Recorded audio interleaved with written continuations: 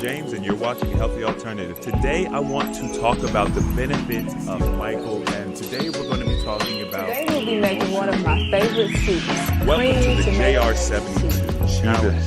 I am Animated Mel, and I am your mental and wellness coach. Or, as always, perfection is not needed, but consistency. We must first lovingly accept what is. You can't heal a body you can't.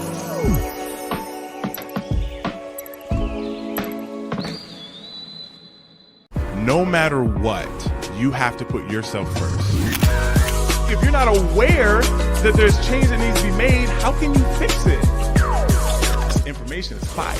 I had to come to the realization that, number one, I was an emotional eater. We need to accept the decisions that we make, because if we can do that, then we have the power to change them. You came here so that way you can start moving into your heaven path. Once again, thank you very much. I appreciate it.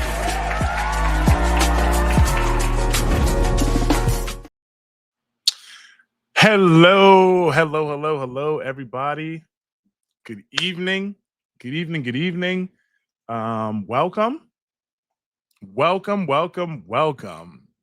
I was sitting here and someone was like 9 Eastern, and then someone was like 8 Central. And then they were like, same time, right? So normally we have calls at about 7, but just because of some prior engagements, I need to make sure that I had enough time. So that's why we did it at 8.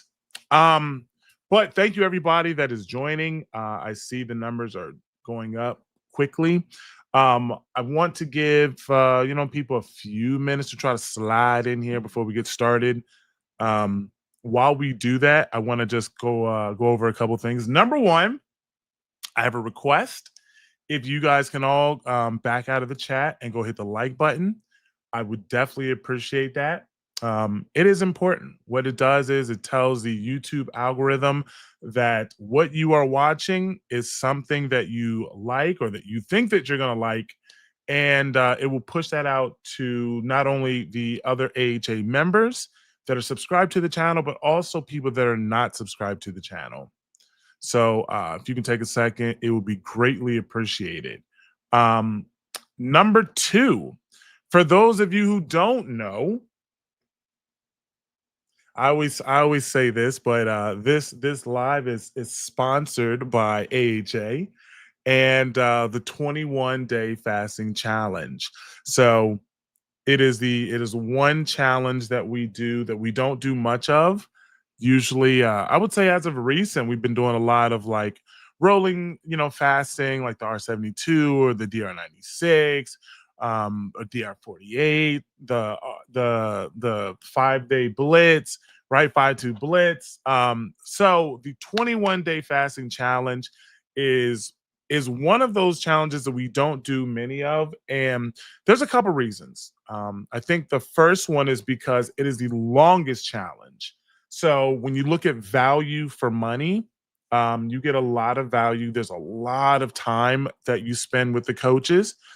We go through a detox in the beginning, which we're going to talk about a little bit more later.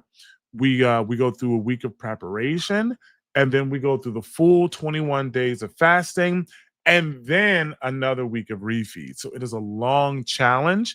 So when you talk about value for money, you get a lot of time with the coaching staff. So if you have not heard about that, or if you weren't aware that it was starting, you can click the link in the description, and you can get signed up for the 21-day fasting challenge. Okay, and then the last thing is I've only done this once before, but I want to just say it now, and then I'll mention it again at the end. But I am doing, for those of you who who know me and have ever wanted to work with me, I'm one of the only coaches that do long-term like wellness coaching. So if you have ever been interested in any actual like long-term wellness coaching, when I say long-term, I'm not talking about just like a 1-hour call. I'm talking about 30 to 60 days worth of actual coaching when you're in contact with me. I do have those packages 15% off, which I did it before, and a lot of people were really grateful for that. And I said, you know what? It's the beginning of spring. Let's do it again. Okay. So if that's something that you've ever been interested in, or if the spirit moves you, then the link is in the description box for that as well. So I just want to kind of get those things out of the way as we're letting some more people come in. So I know I've said this plenty of times before, and I'm going to say it again. Right, we don't have a super long lesson tonight. I know it's Saturday evening, and I like people. I know that there's a lot of people that are going to come and watch us later. So I want it to be in a compact form where it's easily digestible. So we won't be here super long. My goal is to have you out here in about 35 to 40 minutes. We'll see how that goes, right? That is my goal, but I don't have a lot of like super in-depth content. For some of you, because I've talked about the liver before, for some people, this information, you may have seen some of this before. For some people, this may all be totally new. But I believe that at the end of the day, everybody's going to learn something new. Even if it's one thing, you're going to learn something new. You're going to learn something that you did not know. You're going to hear something you have not heard. So that is my hope. And as long as you leave here and you left with one bit of information more than you came here with, my job is complete. I did my job. If you leave here with a little bit of motivation, if you leave here with a little bit of drive to do something, whether it's, joining the challenge or joining a coaching program or just to do something on your own, my job is complete, right? So that is my goal, that is my intention. And like I said, my main focus is to make sure that everyone learns at least one new thing tonight. So what we are going to talk about is we're going to talk about your liver. And like I said, it is a topic that I've touched on before, and it's a topic that I enjoy touching on because it is something that when I started to learn about the liver and kind of how it operates, what's its job, what does it do, it really helped me to understand like kind of the body and why certain things were happening in my life, why I was feeling certain ways, and allowed me to then put energy and focus directly where it needs to go, rather than almost like shotgunning all of these different like wellness practices. Right? Does that make sense? Right? Sometimes if we don't feel well, or we have all these things going on in ourselves and we don't know what it is. We know that we're not 100%. We know that we need to do something, but we're like, I don't know what to do. I don't know where to start. I don't know which direction to go, right? And I can tell you this without a shadow of a doubt, and I have studied multiple body systems. Actually, I'll call it a class, where I learned kind of a general overview of all of the different body systems. Some of that information I remember, some of it I don't. But as I continue to learn, the one thing that you can never go wrong with focusing on is your liver. It doesn't matter what ailment you have. It doesn't matter what how you feel. It doesn't matter what you have going on. The one place that you can always find value with focusing your energy and effort is your liver. Whether if it's through herbs or supplements or different detoxes or whatever the case is, you can never go wrong with putting energy and effort into your liver. It is that important. Not only is it that important, and for some people, this may be where you learn something new, but the liver is so important to the body. It is the only organ that can regenerate itself. Some people may knew that. For some people, that's new information. But it is the only organ in the body that can regenerate itself. As long as you have, I believe it's like 15 to 20% of your liver, it can completely regenerate itself over time. It is the one organ that will function at almost 100% capacity, even if half of it's missing. No other organ can do that. It is that important. You can't live without a liver. Now, obviously, you can't live without a heart, right? You can't live without a brain, right? I mean, you can, you get 2 kidneys, you get 2 lungs, right? So if you have 1 lung, I mean, you ain't gonna be breathing well, but you can live, right? If you lose a kidney, you ain't gonna be, you ain't gonna be feeling good, but you can live, right? You can live without a gallbladder. You can live without, what is it? The spleen. I mean, there's a lot of things that technically you can live without.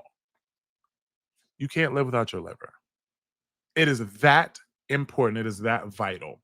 So we're going to talk a little bit about why your liver needs your help. Hello, everyone. Sorry I'm late. Hey, don't worry about it. We just monologuing real quick.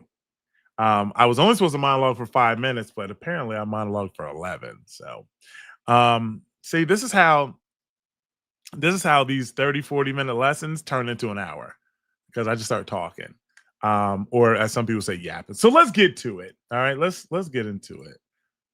But I do it on purpose because I want people to be able to join and get here. Okay.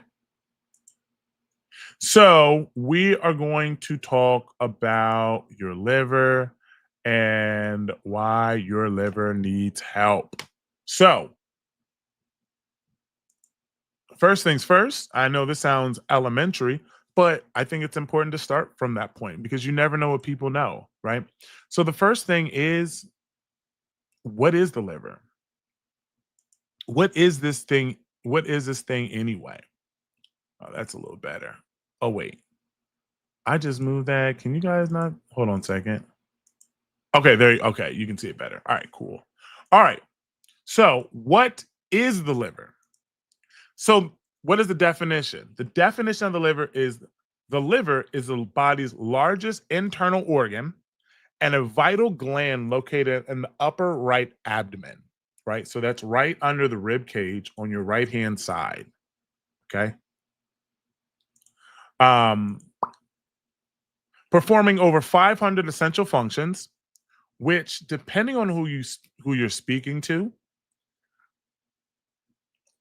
it's actually believed that the liver performs almost 2,000 different functions within the body. But as of right now, medical science currently knows of just over 500. But if you look at like ancient Chinese medicine and you look at non-Western medicine, that number actually goes up dramatically. Okay. It acts as a primary filter for blood. It detoxifies chemicals, metabolizes drugs, produces bile for fat digestion, and it stores energy. That is essentially what the liver is. Now, we're going to dive a little bit deeper into these a little bit more, but that is essentially what the liver is. Okay.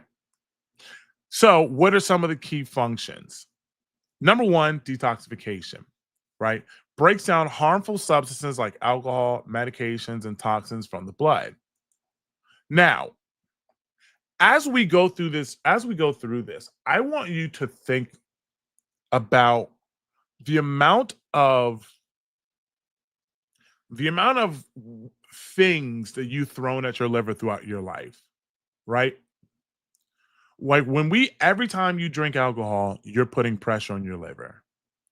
Every time you take any sort of medication, you are specifically saying to your liver, I need you to go to work. I need you to work extra hard because I'm putting something inside of you. Okay? Toxins. Any toxin that comes within the body, any toxin, whether it's airborne, whether it's through your food, whether it's through drugs, whether it's through medications, no matter what the toxin is, it has to pass through the liver, right? Every time you don't feel good, you get a headache, you take Tylenol. What are you doing? Put pressure on the liver, right? Every time that you take medication, you've been on medication for years. What are you doing? Putting pressure on the liver, right?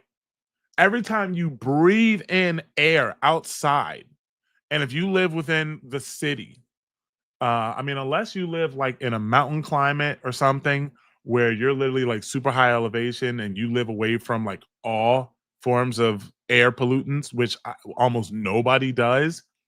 Every time you take in a breath of air, you're putting pressure on the liver. Okay. This is why this organ is so important, because it is the one that does all of the heavy lifting. And once again, as we talk about this, I want you to really think about the amount of work that you're putting on your liver on a daily basis, right? I'm not in your head. I don't know what you do every day. I don't know what you eat. I don't know what medications you take or anything like that. But you know. And I want you to think about that as we go through this process, right? Or as we go through this presentation, right? Another key function, digestion, produces bile to break down fats in the small intestine. Why is that important? Fats need to be broken down. Otherwise, imagine pouring chicken grease or bacon fat down your sink all of the time and it doesn't get broken down. What happens? It clogs, right? Then you got to call the plumber to come out, right? The plumber's got to go into your pipes, and it's gotta get this machine and get all the fat out or remove everything, right?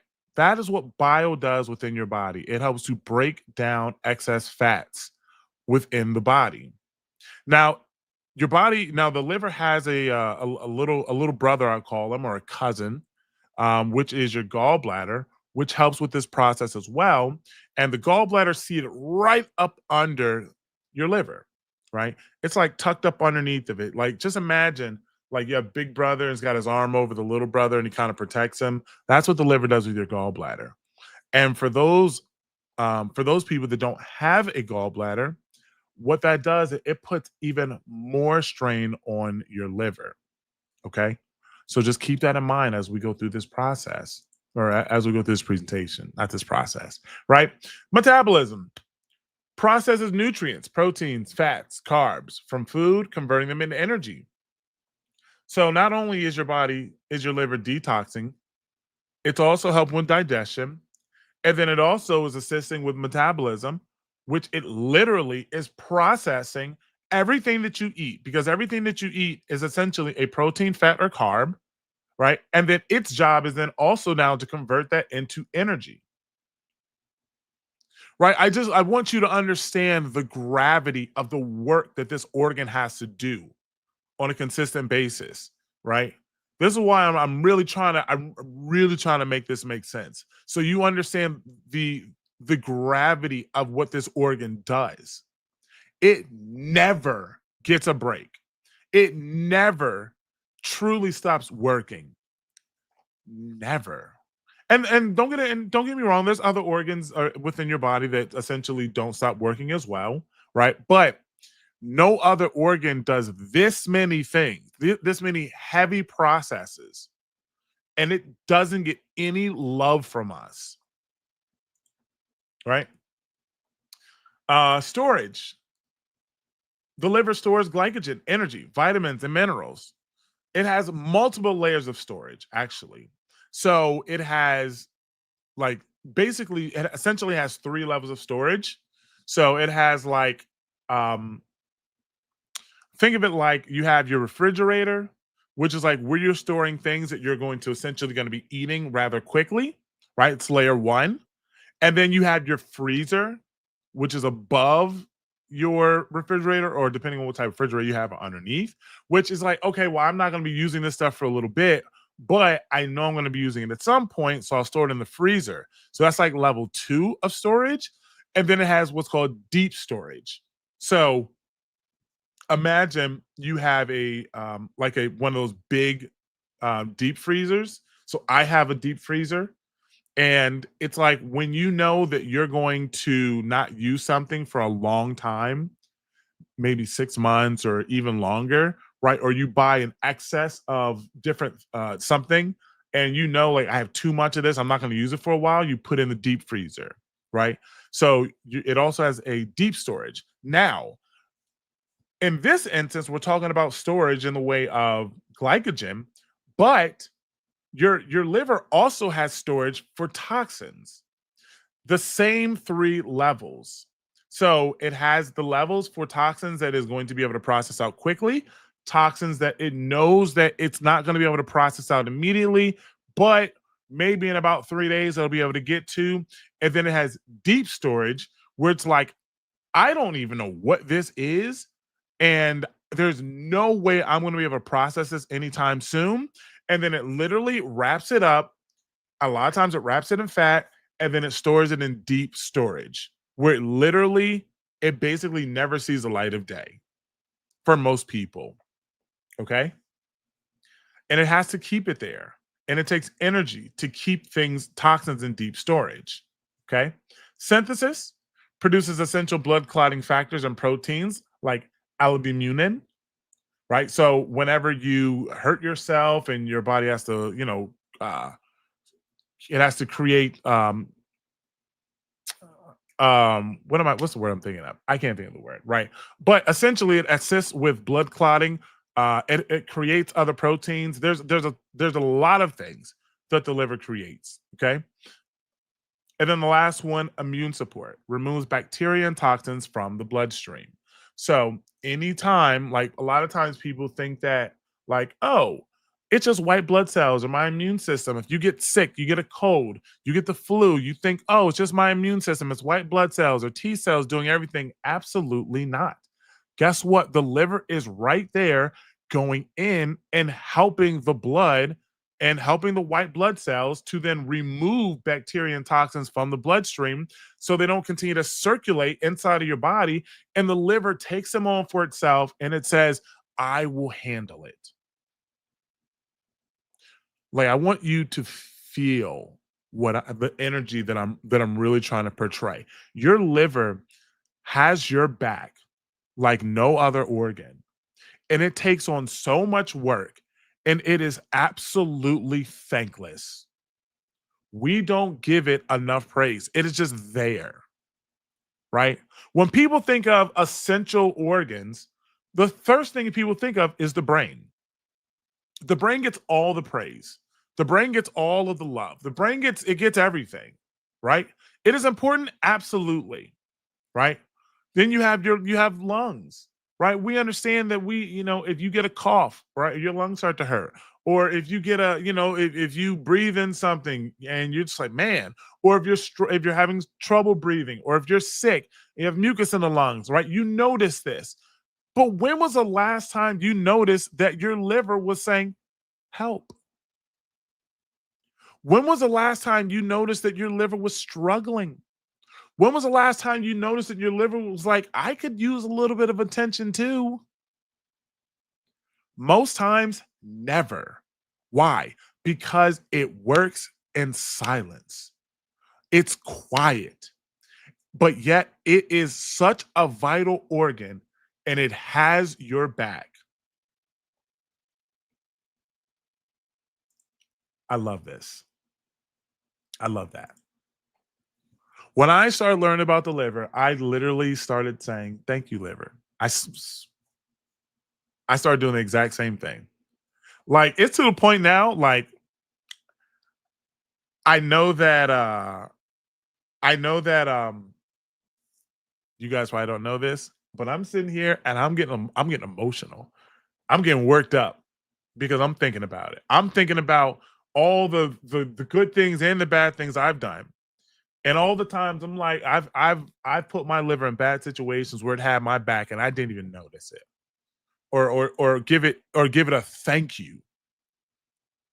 It literally is sitting there working all day for you, and it is the primary organ, and you almost never even feel it.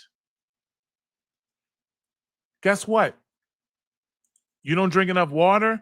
Guess what you're going to feel? Your kidneys, your lower back on the left and the right hand side. You're going to feel that, right? You start thinking about all your organs in your body, and you're going to feel them things. You get one of them little, you get one of them, you get a one of your lymph nodes start swelling up, right? And on the side, on the corner of your neck, or on your underarm, or you get some lymph node somewhere. Guess what? It's gonna pop up. It's gonna be like, hey, I'm not feeling good. And if you know anything about your body, you're gonna be like, oh, that's one of my lymph nodes, right? It's gonna tell you. And the liver just works in silence. It suffers in silence. So what does it actually do? Right? Now, of course, I gave you a little bit of a breakdown there. And of course, this is kind of general, same thing, right?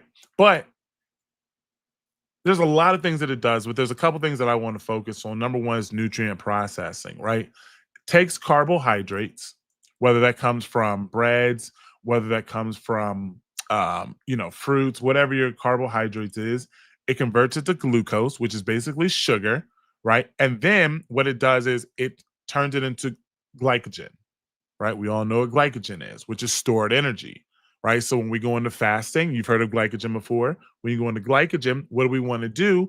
We want to do what we can to remove glycogen so that way we can get into ketosis a lot faster, right? So that's the process, right? It also converts excess sugar into fat.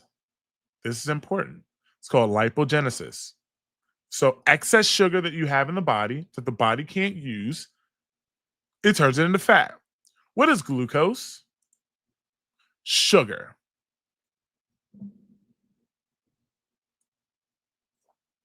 It's just another word for sugar, right? Now, when we talk about glucose and we talk, these things, understand that we're not talking about like white sugar, okay? We're not talking about sugar that you got in your cabinet downstairs. We're not talking about brown sugar. We're talking about a whole different type of sugar. All of these things should have different names, but essentially they're all called sugar. There are literally hundreds of names for sugar. Maltodextrin, high fructose corn syrup. I mean sucrose, fructose.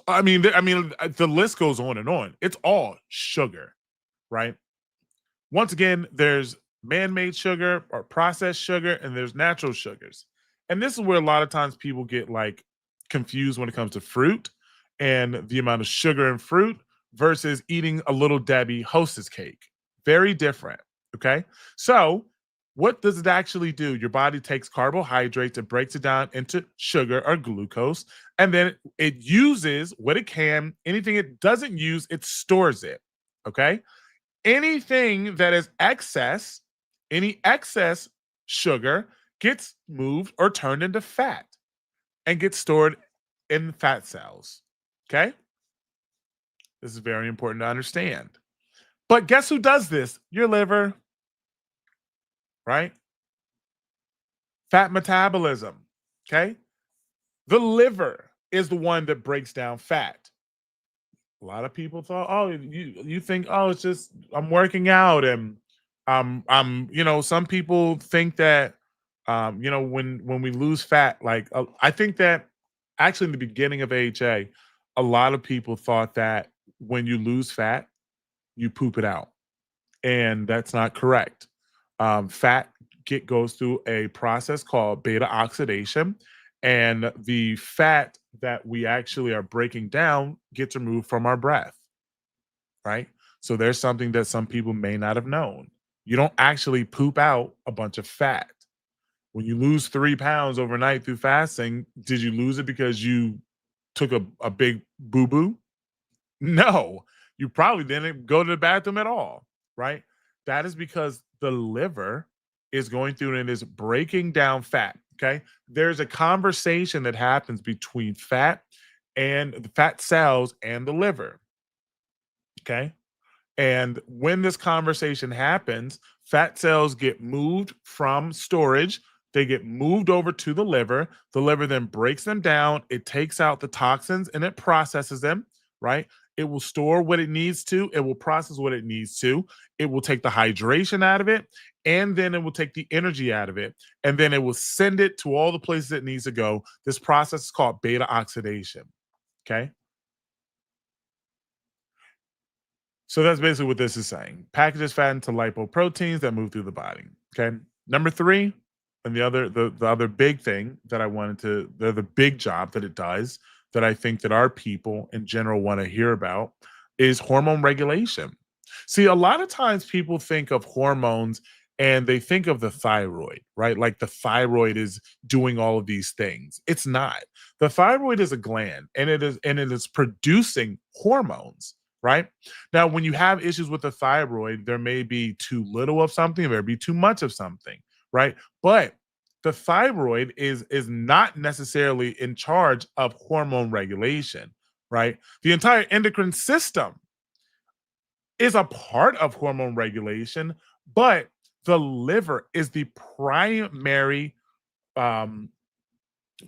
organ that determines if your hormones are in line or they are irregular, right? So when people say my hormones need to be balanced, what they're actually saying is I need to work on my liver.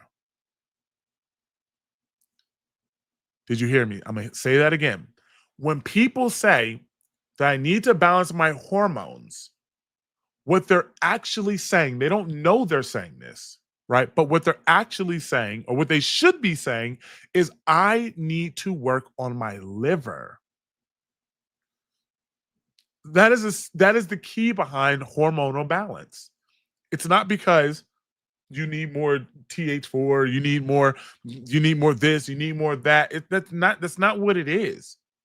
There's a process that's happening inside of the liver that it is not processing things properly, right? So the liver breaks down estrogen, it breaks down insulin, it breaks down cortisol, and it breaks down every other hormone as well. Now, obviously, I'm not going to put a whole list of those, right? We can talk about ghrelin, right? We can talk about leptin, right? There's all different kinds of hormones that get created. Adrenaline, all of these are hormones. Guess what? Have you ever thought about, well, when these hormones drop, serotonin, dopamine, when these hormones are used, have we ever thought, where do they go? Whose job is to deal with them? You guessed it, it's the liver's job, right?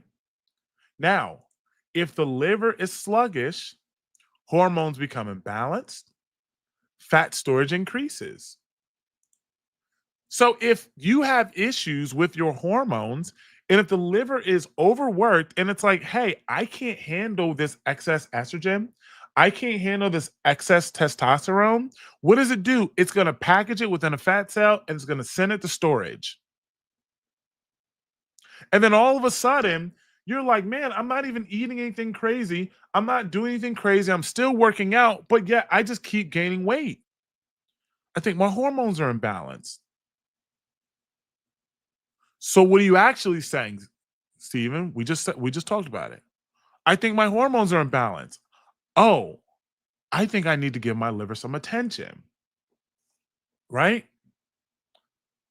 If you're struggling with with losing weight, if you're fasting and weight is coming on super slow and you got plenty of weight to lose, you need to give the liver some attention.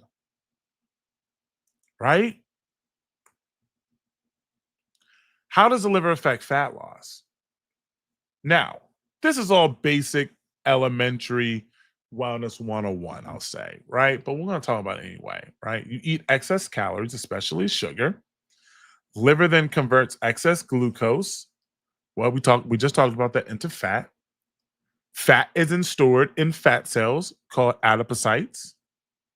Now, if the liver is overloaded, if it's overworked, if it's constantly under all this pressure we put on it, more fat gets created, less fat gets burned.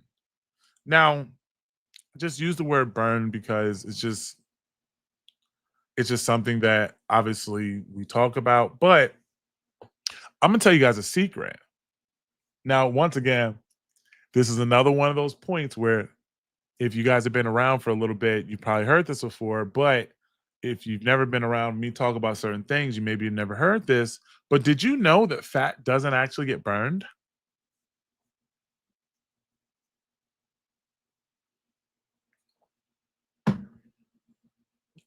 I said that I hope that everybody learns at least one thing. I'm gonna tell you right now, there's a lot of people that have never heard that before.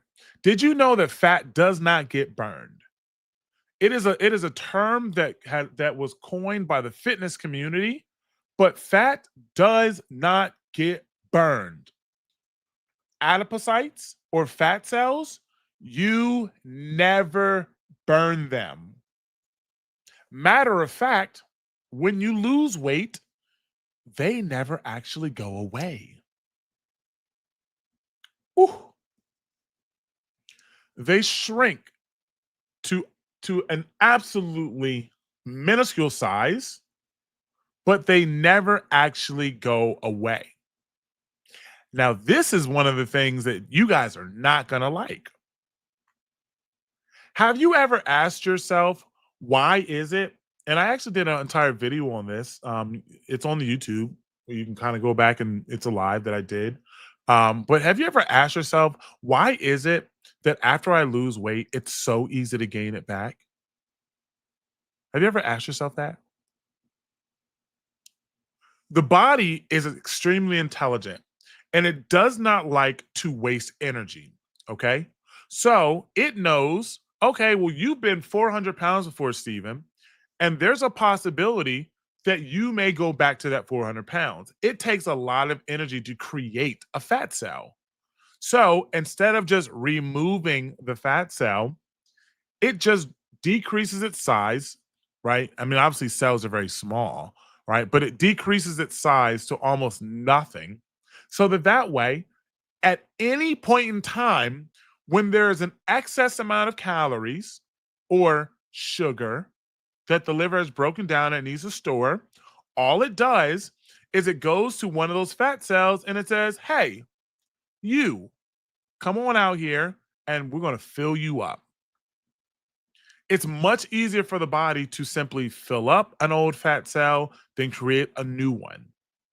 This is why it is so easy to regain weight so fast, because the body is intelligent. And while, yes, we don't want to gain the weight, the body says, well, maybe we need to, of course, open that fat cell again. So it doesn't get rid of it. It just makes it small so that way it can refill it at a later date if it needs to. This is why it is so easy to regain weight that you have lost. It's not necessarily because you're broken. It's not because you're just eating all the wrong things, even though you might be, right? The body is intelligently saving its energy just in case it needs to reopen a fat cell. Why? Because the body does not only store nutrition inside of fat, it does not also store toxins inside of fat. I'm sorry, water inside of fat or hydration. It also stores toxins.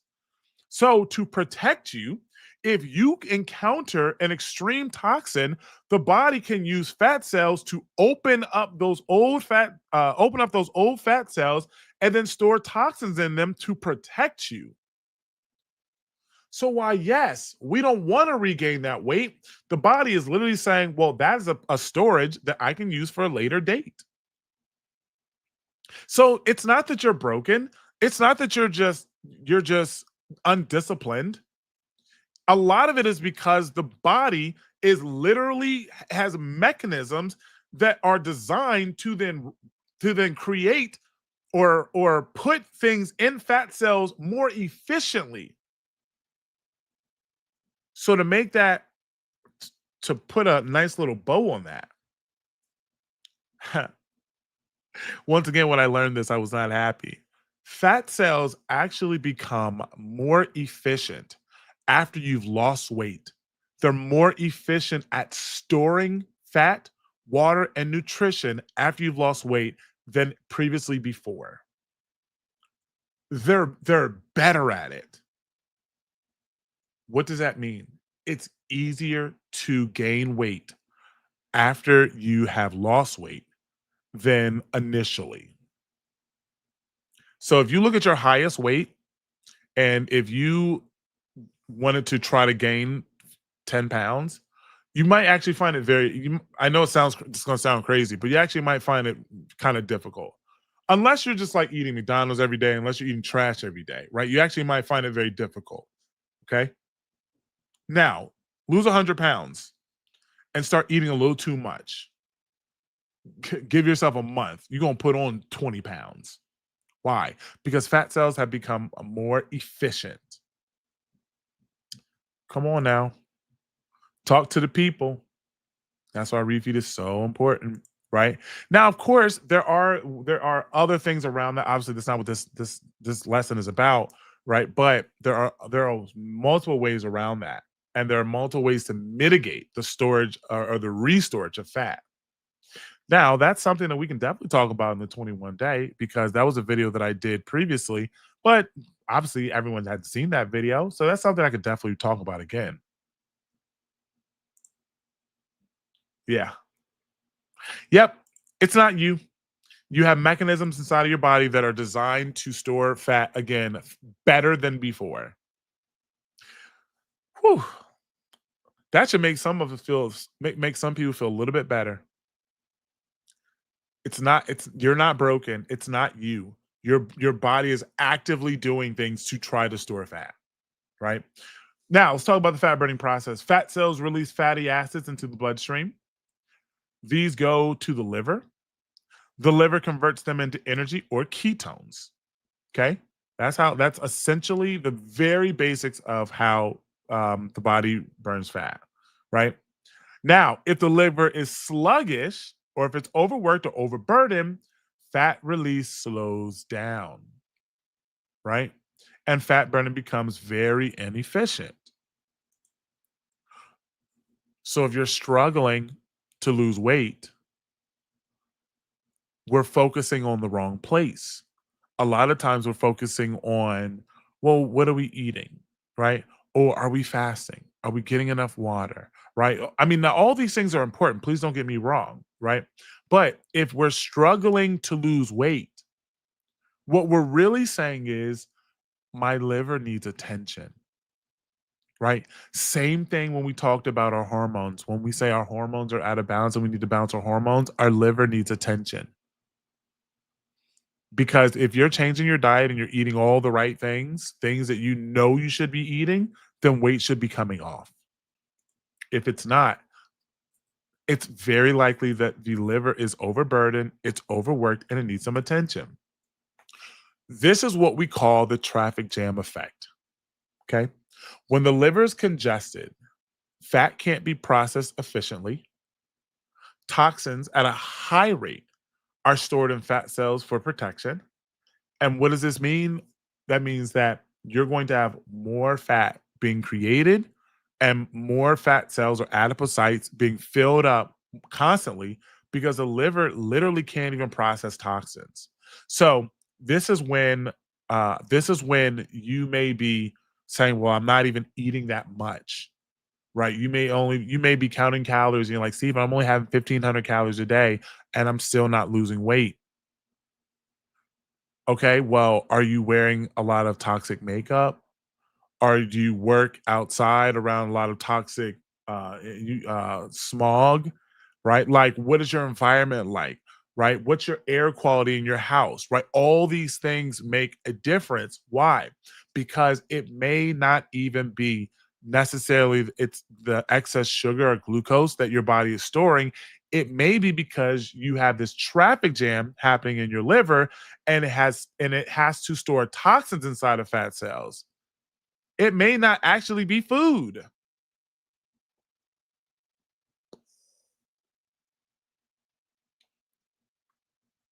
That's crazy. We haven't even, how many, so many people have never even thought about that. Because the liver is going to use the storage wherever it needs to use it. Right? It keeps the most dangerous things inside of itself in deep storage, right? We talked about the deep freezer. It keeps the most dangerous things inside of itself, but normal standard toxins that it knows it can process when it gets a second, it just puts it in a fat cell. And when that fat cell gets filled up, whether through excess sugar or toxins, then what happens? The body opens up another one. And then it opens up another one.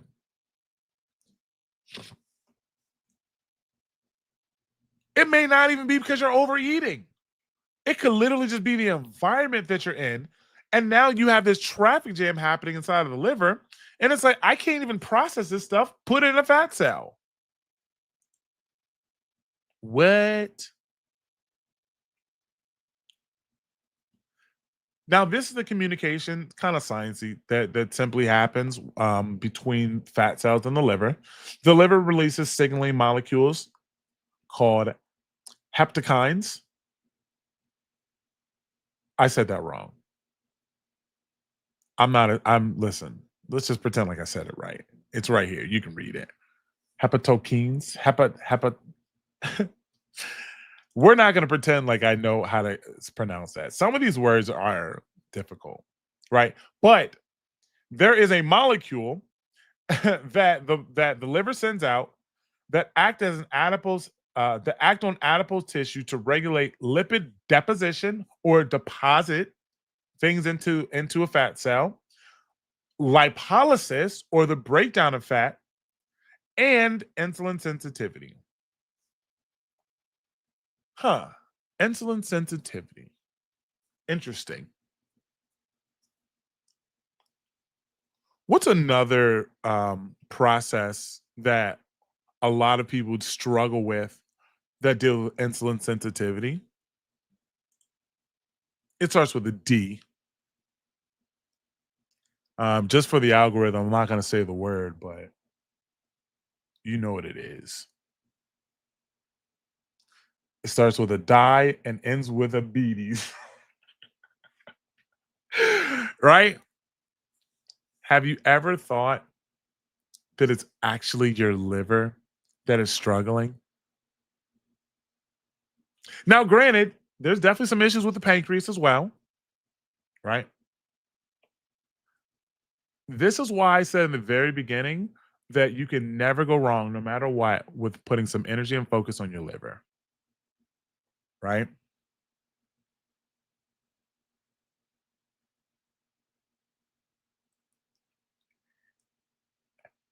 Hepatokines. See, that's what I'm talking about. Y'all got my back, right? We learn from each other. Now, this is something that a lot of people don't know as well. I said no matter what, no matter if you've heard me talk about the liver before, everyone's going to learn something new. You're going to leave here with something. Your liver is what is called the emotional organ. Why?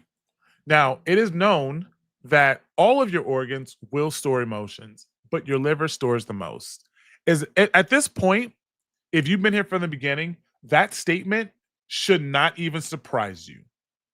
Not the fact that organs store emotions, that may surprise you. But the fact that the liver itself stores the most emotions should not surprise you, right? But you may also be thinking, well, Stephen, I don't work in a toxic environment.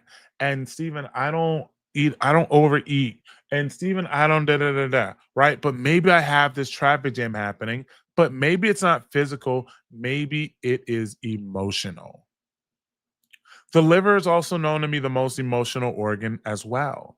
The liver feels what we do, and it stores excess unprocessed emotions as well. Read that again.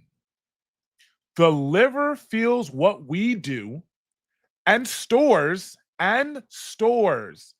excess, as in additional unprocessed emotions.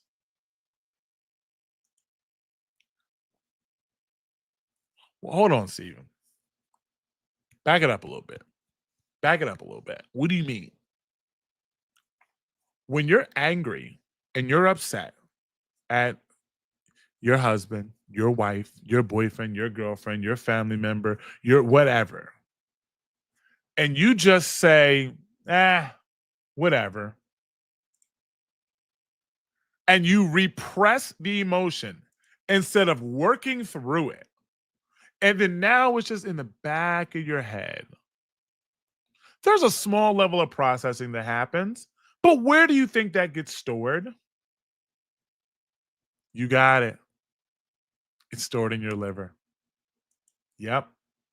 Anger, the main emotion linked to the liver, covering a spectrum from mild annoyance to intense rage. Now, understand, and this is something that maybe some people didn't know, but almost every single emotion has a range. And depending on the range of that emotion, the name of the emotion may change.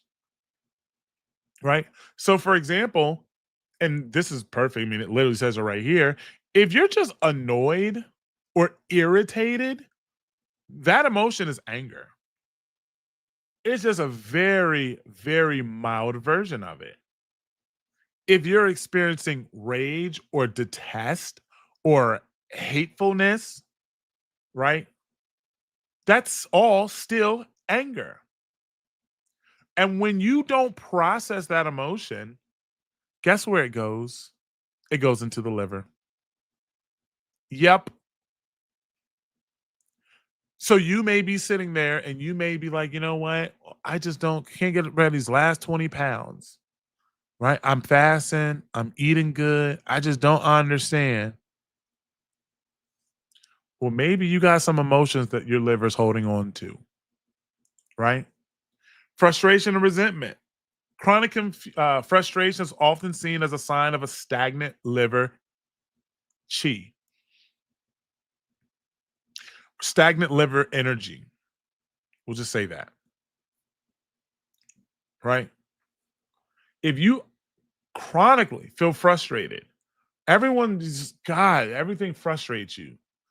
You don't have energy moving throughout your liver, right? You're probably holding on to something.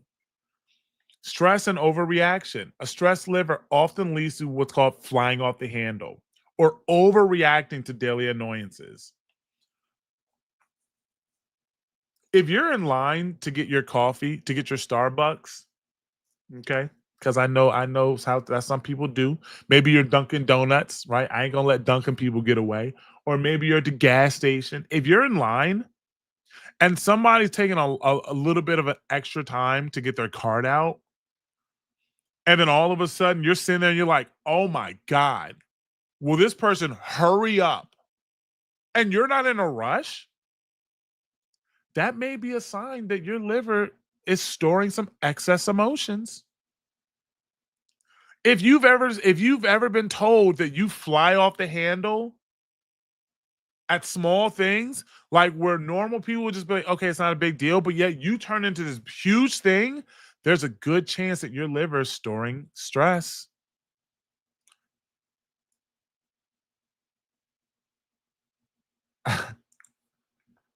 Driving and you acting up because they stopped at the yellow light. Come on now. Maybe they wanted to be safe. Right? Now, I'm not saying. Now, there's times where I'll be riding. I'm like, all right, you could have made that. Right? But to get mad over something like that, there's maybe something there that's happening in the liver. All right, we gotta keep moving. Repressed emotions, right? Because we talked about that. When the liver's warrior spirit is repressed, it can lead to passivity or an inability to set boundaries. If you don't have the ability to say no, or I don't like that, or I don't want that, right? If you don't have the ability to set boundaries, there may be some repressed emotions that your liver is storing, right? Let's keep it moving. Now, why does the liver need outside help in modern days? The reason I worded that this way is because it was like 2 years ago. I reacted to this doctor, and she did a reel, and she was like, it was like, state the myth and then state the fact. And then it was like the myth was you need detox to help your liver. And then the fact is the liver does detoxing itself and it doesn't need any help. And I did a I forget what it's called, but it's like you react to it. And it got a lot of like traction. There were some people, I had like these some nurses coming at my throat, da da da. I'm like, y'all are crazy. Y'all don't understand that yes, the liver is what is called your master detox organ. Okay. It detoxes 24/7. Okay. But the liver is at this point overworked to the point where it was never meant to process the things that it's having to process now. Right. Can it? Yeah. I think that when we were intelligently created, our creator knew some of the things that we would go through. Right. But we're putting so much pressure and stress on it. It's insane. Okay. Right. What are we dealing with? Processed foods. This is something that no one's had to deal with prior to like the early 1900s. Right. Now there was processing, but prior to like 1920, 1930, processed foods as we know them today were not even a thing. A lot of our food that we eat today is less than 100 years old. I mean, if I'm being for real, a lot of the foods that we eat today are less than like 50 years old.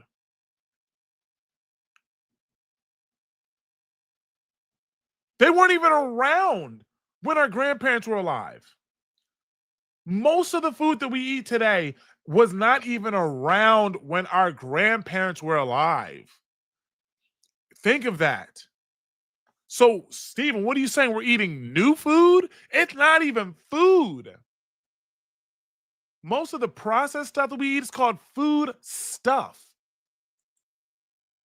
Right?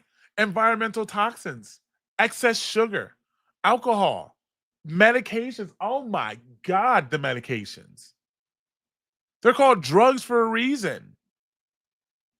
Right? This is going to lead to conditions like non-alcoholic fatty liver disease, which is very common, it's very common today. Previously, if you had fatty liver disease, it was because you were an alcoholic. It was called alcoholic fatty liver disease. Now it's non-alcoholic fatty liver disease, and it's super common. Not only that, it's now becoming even more common in children. Children are getting non-alcoholic fatty liver disease. What? Why? Environmental toxins, processed food, excess sugar, medications, right? It's going to lead to a slow metabolism or sluggish metabolism, and of course, hormonal imbalances. What happens when the liver is overloaded?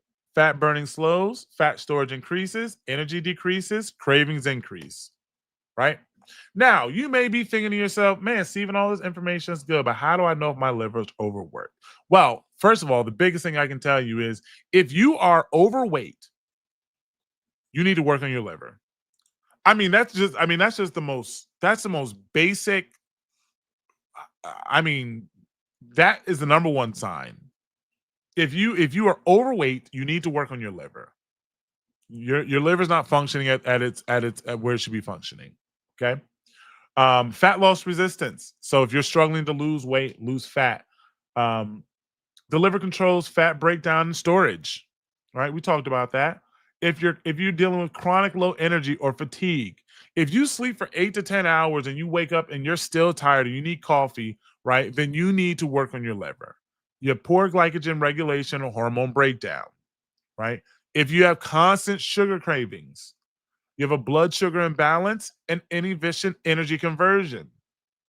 If you have any sort of digestive issue at all, you need to work on your liver. Liver produces bile, need to break down fats, as well as other your proteins and your carbs as well, right? If you have any skin issue, right? Any skin issue at all, you need to work on your liver. The skin becomes a backup detox pathway, specifically when the liver is overwhelmed. We see this all the time when fasting. right? When you get those detox rashes, right? And you're like, well, Stephen, wait a minute, it's a detox symptom. Yeah, because guess what? Your liver is working hard. It's detoxing all that crap. So what does it start doing? It starts pushing toxins to the skin. So you get a little rash. And then you start eating again, the rash, what happens? Guess what happens? It goes away. Right? But if you are not fasting and you have skin issues, your liver is backed up right now. Brain fog. You need to work on your liver. Toxins are not being efficiently processed. They're being stored in the brain. They're being stored in the blood, right? They're being stored all over the body. Heavy metals, all these things, right? If you have hormonal imbalances at all, you need to work on your liver. Your liver may not be processing old used hormones, and it is now recirculating them, causing an imbalance. Yeah. So what's the solution? Now, for some of you, you may already know the answer to this, but there's, give you a couple extra little nuggets here, right? This is something you guys can screenshot if you want to. Now, understand that there's no magic pill, there's no magic potion that you can take to decrease the work on the liver, right? The whole part of this, the whole key to this is that we need to remove work from the liver when we can.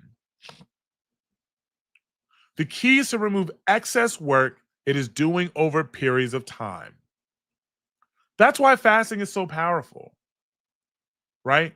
It's not the fact that just autophagy, right? But when it comes to the liver in and of itself, that's part of why fasting is so powerful, because then it allows the liver to then clear up that traffic jam, right? If you think about cars and they're piled up, and if you continuously have that pile up there, and that pile up never gets cleaned out, there's always going to be a traffic jam, right? Now, if you stop the cars and you reroute them or you detour them, and then now you can focus on cleaning up that pile up, it makes it so much easier to then reopen that lane, right? I think everybody here is probably adult and is driven and understands how a traffic jam works. When you're trying to put all these cars through 2 lanes when there should be 3, it's going to slow everything down. It's going to cause a traffic jam. Okay? When we're fasting, what are we doing? We're stopping the cars from coming through. We're diverting traffic, and it now allows us to clean up that pile up. And when that pile up is cleaned, now we can open traffic back and it runs smooth. Right? That's the way I want you to think about how that process works. But there's other things that you can do, right? Focus on hydration, providing true deep hydration via the foods that we eat and fresh pressed juices. These are going to help your liver. Apples specifically offer amazing hydration that the liver specifically loves. Apples are amazing liver food. Okay? Bitter greens, foods like arugula, dandelion greens, kale, mustard greens. These stimulate the liver and help produce more bile. Number 3, key liver supporting foods. Beets support blood and the detox pathways. So I've never really liked beets. And then I started like eating them. And I was like, you know what? These aren't bad. And I started taking a beet supplement when I was working out really hard. And I noticed that it made I could work out more. And I literally started like juicing beets, and I literally would cut them up and throw them in my smoothies, right? They're amazing, right? Cruciferous vegetables, things like broccoli and cabbage. This also includes like Brussels sprouts. What else? Cauliflower, right? These are cruciferous vegetables. And citrus fruits, right? These help stimulate liver enzymes. So that's why when we do like the liver and gallbladder cleanse, right, we use the like tart cherry, right, and the grapefruit, right. This is helping to stimulate the liver, right. Now we talked about fasting. This gives the liver time to catch up. While it is always detoxing, it will have less incoming, right, toxins and things to focus on.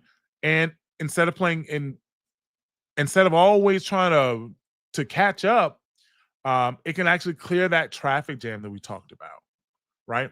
Now, the last one is liver detoxification, right? Essentially, all detoxes are designed to force specific organs to release toxins at a higher rate by using specific herbs or techniques. I said something one time on a live, and people they were like, what? Like, they looked at me crazy. But I said that herbs are poisons. Now, when I say poisons, I'm not saying it as a sense of they're bad for you. What I'm saying is that they are designed to cause a very specific reaction inside of specific organs for them to release toxins or to do something. It's essentially what a poison is, right? But we talked about the 21-day fasting challenge upcoming, and one of the things that we do, and we're wrapping this up here now, guys. So obviously we went past 40 minutes. I'm sorry, but we have our numbers kept going up. So I think the information was good. Inside of the 21-day fasting challenge, one of the things that we do is we teach what is called the Amazing Liver and Gallbladder Flush by Dr. Andreas Moritz. And what this liver and gallbladder flush is designed to do, it is designed to help specifically flush out biostones out of the liver. So you have these things called biostones that collect over time that stick inside of the liver, and they start to pile up, and they make it difficult for things to move and for things to process. And what we do is inside of the 21-day fasting challenge is we go through this cleanse that is designed to help you flush them out. And you immediately will notice the difference in your poops. You'll notice the difference in how you feel. You'll notice the difference in everything, in your digestion. Things that made your stomach hurt before, they won't make your stomach hurt, because you're getting getting a lot of these stones out. Now, this not only flushes the liver, it also flushes the gallbladder as well. So if you have been here and you have listened from the beginning, and everyone was getting emotional, we were talking about the liver. Everyone was getting emotional when we were talking about how hard it works and how we don't thank it, how it is the one organ that works relentlessly and it says absolutely nothing to you. This is your opportunity to then give it some love. This is your opportunity for you to say thank you, right? You can join the challenge, and not only are you going to, of course, learn how to successfully do the liver and gallbladder flush, right? You're also going to then learn how to do a long-term fast. You're also going to find and see that if you've ever tried fasting on your own, if you do a liver and gallbladder flush before you start fasting, you will find that your fasting is much easier, and you will find that you are getting better results. Okay. So I want you to think of something, and then we'll wrap things up here. Okay. There's two things that we do in this challenge that are a little bit different than what other people teach with fasting, right? In this challenge, number one, of course, we teach the liver and gallbladder flush, right? But also we teach the 7-day AHA prep that Chris James came up with. Okay. I want you to think of something. Anytime that you have ever started your weight loss journey, whether it's through fasting or whether it is through just diet and exercise, okay? That first, 15, 20 pounds or whatever can come off rather quickly, okay? A lot of this is going to be your inflammation. A lot of this is going to be waste in the body, right? A lot of this is just going to be, I won't call it nonsense because it is important to get it off, but it's just like, It's not necessarily a lot of fat. Okay. Now, when we go through the 21-day fasting challenge, we're going to put you through the liver and gallbladder flush, which we've seen people lose 10 to 15 pounds right there. We're going to put you through preparation, which you can see another 10 pounds, right? I mean, we have seen people lose 15 to 20 pounds just in preparation before we start fasting. Why is that important? Because think about it. Would you rather go through your fasting and be losing the inflammation and the nonsense weight, or would you rather be going through your fasting and know that almost every single pound that you're losing is almost pure fat, right? Think about it. If you're going through the process and you're like, man, I'm putting all of my energy and effort into this fasting, I'm putting everything I have into this, would you rather be losing a little bit of inflammation, or would you rather know that every pound that I'm losing, or when I wake up and I lost 2 pounds, 80% of that is actual fat?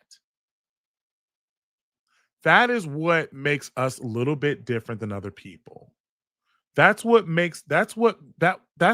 changes us a little bit more than others. Okay?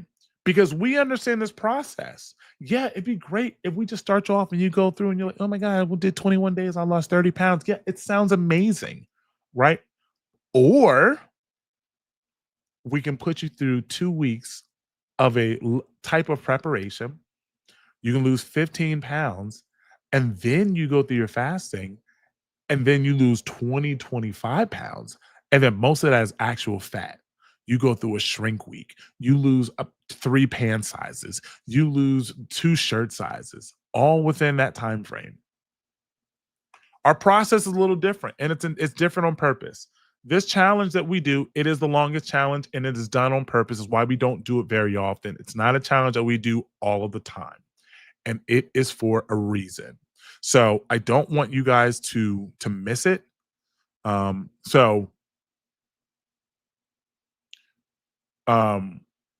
have not personally done the extra virgin olive oil fasting yet.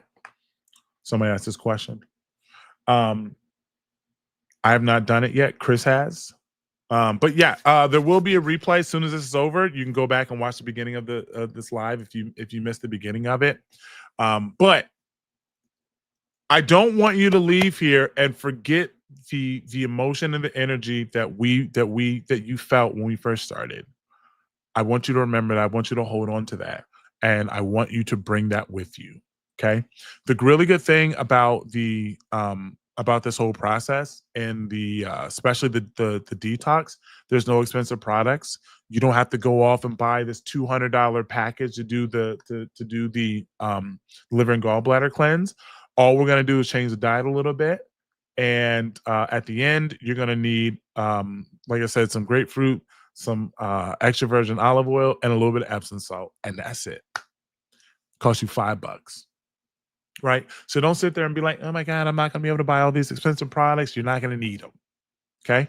What you're going to need is a willingness to listen, a desire to want to be better and to move forward, and a willingness to be consistent. Also during the challenge, of course, there's content that you're going to get. The coaches also teach during the challenge as well. So if you liked this, if you enjoyed this, there's going to be more of that throughout this entire process. So when I talked about time and value, there's a lot of value. So, I didn't even see the comments. I guess Chris is here. Somebody's here. Somebody slipped in, dropping links. So yeah. So make sure that you guys sign up for the challenge. Do it today. Also, as I said earlier, for those of you who may have got here a little late, if you join the challenge and you want coaching during the challenge, or if you or whatever the case may be, I have my 30 and 60-day packages 15% off. So if you felt moved by the information and you're like, man, I need someone to hold my hand and to help me through this process, then I have those available. My last actual client that just ended was 2 days ago, and she did 30 days with me. She ended up losing 33 pounds during that time, and she actually did not do a lot of fasting. But what she did do is she listened to what I told her to eat. She followed the plan, and she was consistent. And she was doing on average about 3 to 5 days of fasting a week through the 4 weeks. So if that sounds interesting to you, that is available to you. That's available as well. And I have those 15% off. The link is in the description. If you guys have any questions, feel free to reach out.